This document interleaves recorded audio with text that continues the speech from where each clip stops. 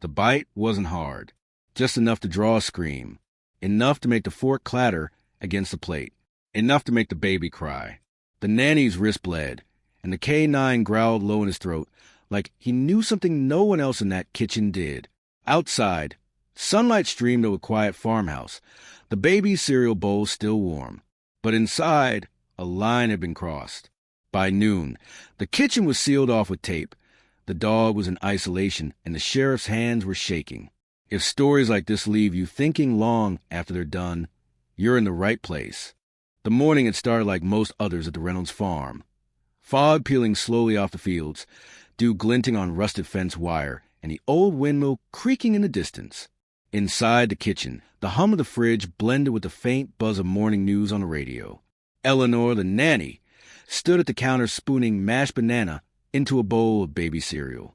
She moved like someone who had done this many times before, calm, efficient, maybe even a little detached. Across the room, retired K9 dog Duke sat on his padded mat, watching her with those tired, golden eyes. His graying muzzle twitched as she stirred something into the bowl. "Good boy," Eleanor said without looking at him. Then came the soft patter of baby feet. Claire Reynolds, only 13 months old, toddled out from the hallway with a wide grin, her curls bouncing.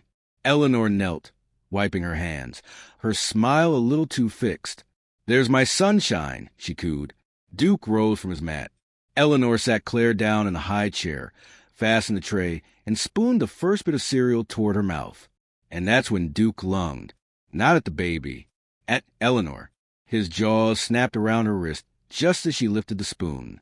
A yelp, a sharp cry, the sound of skin breaking, then chaos. "Get off me!" "What the hell?" she screamed, flailing her arm. The bowl fell. The spoon clattered. Duke released her with a growl and backed away, panting, tail stiff, ears up.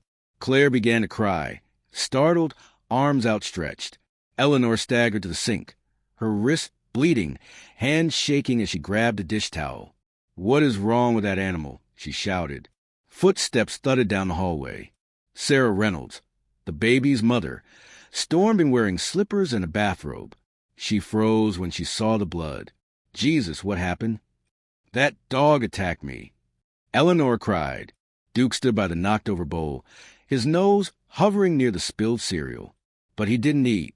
He was trembling. Sarah moved fast, picked up Claire, who was still crying, and clutched her to her chest. "Did he hurt her?" "No," Eleanor said, breathing hard. "Just me. I was feeding her, and he just snapped." Sarah looked at Duke, who met her eyes with a low whimper. She reached for her phone. "I'm calling Sheriff Merritt." Eleanor held the towel tighter around her wrist, her voice cold now. "That dog should be put down." By the time Sheriff Merritt arrived 20 minutes later, Eleanor's wrist had been cleaned and wrapped, and Claire had settled into a nap. Duke had been locked in the mudroom. The sheriff was in his early 60s, tall, slow-moving, a presence that made people quiet. He stood in the kitchen doorway, surveying the scene with the kind of stillness that made Sarah nervous. "Where's the dog?" "In the mudroom," Sarah said. "He's never done anything like this. Ever." "And the nanny?" "In the den," icing her wrist. Merritt rubbed the back of his neck. "Mind if I look around?" "Please." He moved to the spot where the bowl had spilled, knelt down, sniffed, picked up the broken spoon. Then he stood and walked to the mudroom. Duke sat obediently, tail curled, ears low. "Hey, there, soldier," the sheriff muttered. "You remember me, don't you?" Duke let out a soft grunt. Merritt closed the door and returned to the kitchen. "Did anyone touch the cereal after it fell?" "No," Sarah said. "We were more worried about the bite." "Mind if I take it with me?" Sarah frowned. "The cereal?" He nodded. "And the spoon?" "You think it's what?" "Poison." He didn't answer.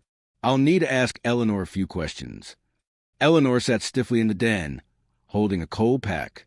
Her wrist was bandaged, but the bite marks were angry and red. She barely looked up when Merritt entered. "He's dangerous," she said before he spoke. "He's a trained K9, Merritt replied. "Did 4 tours with Border Patrol. Never bit a soul unless ordered to. Well, he did today. What were you feeding the baby? She hesitated. Cereal. Banana. Usual stuff. You add anything? She looked him straight in the eye. No. He studied her face. You been working for the Reynolds long? 6 months. They love me. I've raised 4 babies in this county. Sheriff. Dogs don't like me. Fine. But that doesn't mean I'd hurt a child. Merritt watched her a moment longer, then nodded and stood. I'll be in touch. Back at the station, Merritt handed the sample to the county chemist. Need a quick tox screen, he said. Cereal and spoon. The chemist looked confused. We usually do blood, Sheriff. I know, but do what you can. Fast. Merritt sat in his office, staring at a framed photo of a younger Duke in uniform beside a younger version of himself. He didn't want to believe the dog would attack unprovoked. He also didn't want to believe what he was starting to suspect. That evening, Sarah stood on the back porch with Duke beside her. Claire was asleep upstairs. Eleanor had gone home for the night, claiming she needed to rest. Sarah stared into the dark, the wind brushing the cornfield in slow, dry waves. Duke sat still, ears twitching. You were trying to stop something, weren't you? She whispered. Duke didn't move. The screen door creaked. Her husband, Jordan, stepped outside, holding 2 mugs. She okay? He asked. She's sleeping. He handed her the mug. Coffee. Strong. What if Duke wasn't a threat? Sarah asked quietly. Jordan sighed. You think Eleanor... She was feeding her. I saw her stir something in the cereal. He stared into his cup. She's been good to Claire. Too good. Claire screams when Eleanor leaves, but not like a baby missing a favorite person. It's panic. He looked up. You ever see anything? Sarah shook her head. Just a feeling. Off, somehow. And now this. They both looked down at Duke. I don't want to get rid of him, she said. Then we don't. The next morning, Merritt's phone rang at 6:13 a.m. It was the chemist. There's something in the cereal, he said flatly. Something bad. What kind of bad? Barbiturates. Crushed phenobarbital. The kind used to sedate animals. In high enough doses, it can kill a child. The phone was quiet a second too long. You sure? Sheriff, I triple-checked. Merritt hung up and sat still for a long time. Then he picked up his keys. Sarah opened the door with one hand. Claire on her hip. Morning, Sheriff. Where's Eleanor? She texted. Said she wasn't coming. Felt too shaken. Do you have her address? Sarah blinked. Yes, but why? I need you and your husband to come with me. To her house? He hesitated. No, to the station. Jordan stepped into the hall behind her. What's going on? Merritt's jaw was tight. There was poison in the baby cereal. Claire stirred in Sarah's arms, fussing, clutching her mother's shirt. Sarah held her tighter, her voice trembling. Then Duke didn't bite her. He saved her. Merritt nodded once. Yes, ma'am. He did. Sheriff Merritt stood in the doorway of Eleanor's small rental house, his boots wet from the early rain. He knocked 3 times, loud and firm, then stepped back, hand near his belt. The house was a squat little structure on the edge of town, painted in off-white that had gone gray with time. 2 gnomes stared out from the flower bed, one missing an eye. The curtains were drawn. No car in the drive. He knocked again. Eleanor, open up. Nothing.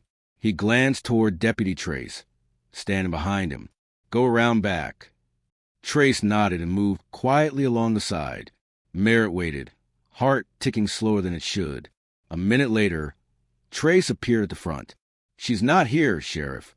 Back door's locked, windows too. But lights are off. Looks like she hasn't been here. Merritt nodded. Let's get a warrant. At the station, Sarah and Jordan sat in the quiet of interview room B. Claire slept in Sarah's arms, her breath slow and even. The child's curls were damp from sweat. One hand curled under her chin. Merritt stepped inside. We got the tox report. There was enough barbiturate in the cereal to sedate an adult. A baby wouldn't have made it past her next nap. Sarah closed her eyes. How could she do that? We trusted her. Jordan leaned forward. Did she say anything before the bite? Did she run? She didn't run, Merritt said. She iced her wrist and claimed Duke just snapped, but she left out something important. She stirred something in that cereal. Duke saw it. He saved her life, Sarah said, her voice thick. Merritt nodded. You have the right to press charges. Attempted murder, child endangerment, reckless poisoning. She didn't just try to hurt Claire, Jordan said. She nearly got Duke put down. Sarah looked down at her daughter's peaceful face. I want her found, she whispered. By dusk, the warrant came through. Merritt and 2 deputies returned to Eleanor's house. Inside, it smelled faintly of lilac and bleach. The air was still. Drawers had been emptied. Clothes gone. No food in the fridge. But the walls. Merritt paused in the hallway. Trace. Light. The deputy flicked on the flashlight and aimed it low. Scratches. Long, uneven. About waist height. Merritt knelt and ran his hand along them. Animal? Trace shook his head. Could be. But they're too frantic. Like clawing. Like someone was trying to get out. They moved to the bedroom. The closet door was cracked. Merritt opened it. Inside, hanging behind a row of blouses, was a small uniform. Dark blue with a daycare logo stitched on the pocket. Trace pulled it out. Tiny, he muttered. On the floor of the closet sat an old baby monitor. Its green light flickered on and off. Merritt picked it up. Plug it in, he said. They found the cord, connected it to the nearest outlet, and waited. Static. Then a faint voice. Stop, please stop. A whimper. Then silence. Trace's eyes were wide. That was a child. Merritt's jaw tensed. She's been doing this longer than we thought. Back at the Reynolds farm, Sarah walked the hall with Duke beside her. He hadn't left Claire's room all day. She stopped at the nursery door. Claire was asleep in her crib. The mobile above her spun slowly in the low breeze. Sarah stepped inside. Duke followed. She knelt beside him, ran her fingers through the thick fur behind his ears. I owe you everything. He rested his chin on her knee. Down the hall, Jordan called out, Sarah? Sheriff's on the phone. She rose and walked down the hall, heart already pounding. Jordan handed her the receiver. It's worse, Merritt said. She's been caring for children for nearly a decade across 5 counties. We've just started contacting other families. Did anything happen to those kids? We don't know yet, but the scratches on the walls and the baby monitor, he stopped. She may have done this before. Not every child made it out. Sarah leaned against the counter, dizzy. You think she was going to hurt Claire slowly? I think she was going to make it look like an accident. And if Duke hadn't been there, she didn't need him to finish. Is she gone? She packed quick. But someone like her doesn't disappear forever. She's proud. She might think she can do it again. Sarah looked down the hall toward Claire's room. She won't get that chance. The next morning, Merritt received a call from a woman named Donna Greeley, a single mother from Hollow Ridge, 3 towns over. I saw the news, she said, her voice trembling. That woman, Eleanor, she used to watch my son. When, 3 years ago, he was 2, we hired her for 6 weeks. I fired her after I found bruises. She said he fell. But it was winter, and he never left the house. Did you report it? I didn't. I should have. But he was okay, and she was already gone. Merritt's voice was gentle. We believe she may have hurt other children. Maybe worse. We're trying to find them. Donna was silent. Then there was another boy, Nathan, same neighborhood. I think she sat for him too. By midday, there were 4 more calls. 2 mothers, 1 aunt, 1 ER nurse who remembered Eleanor from an incident 5 years ago. Each story slightly different. Fevers, falls, strange reactions, children who stopped eating when she was around. And each one ended the same. She moved on before we figured it out. Merritt stood by the window of his office, phone dangling from his hand. We've got a serial caregiver, he said softly. She's been moving county to county, hurting kids and slipping out before anyone caught her. That night, Sarah dreamed of cereal, of spoons. of the soft tap of Claire's foot against the high chair, and of Duke, standing there, growling, knowing. She woke with tears on her cheeks. Downstairs, Jordan was already up, talking quietly on the phone. She walked in just as he hung up. FBI's involved now, he said. Sheriff's sharing everything. They're opening cold cases that match Eleanor's work history. Sarah sat at the table, stunned. She was killing them. Jordan nodded. Not fast, not loud. Slowly, quietly. Drugs and food. Bruises on accident. And no one saw it? He looked away. Maybe they did, and they didn't want to believe it. Sarah, clench your jaw. We have to do something. Warn people.